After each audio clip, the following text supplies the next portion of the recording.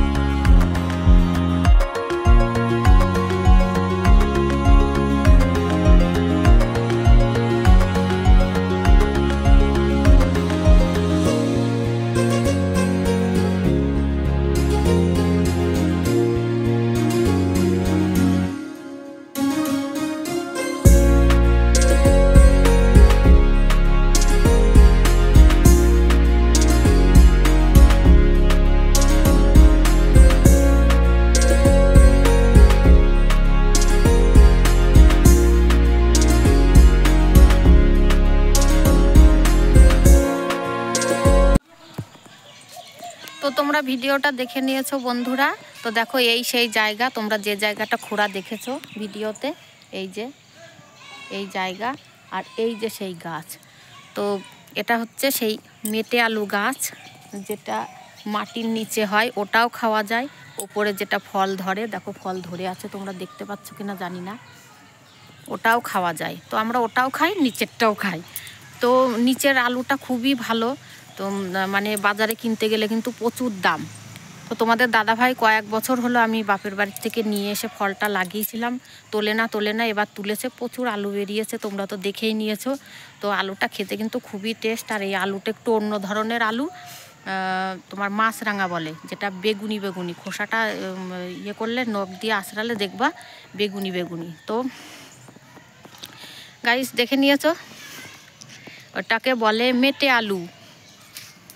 তো তোমরা কারা কি বলো কমেন্টে জানিও অবশ্যই। আর যারা খেতে চাও আমার বাড়ি চলে এসো, আমার বাড়ি নহাটা, উত্তর 24 পরগনা নহাটা। আমার বাড়ি চলে এসো, এসে রান্না করব মাছ দিয়ে, ইলিশ মাছ বা যে কোনো মাছ দিয়েই ভালো লাগে। তো চলো যার খেতে ইচ্ছা করবে আমার বাড়ি চলে আসবে, ঠিক আছে বন্ধুরা?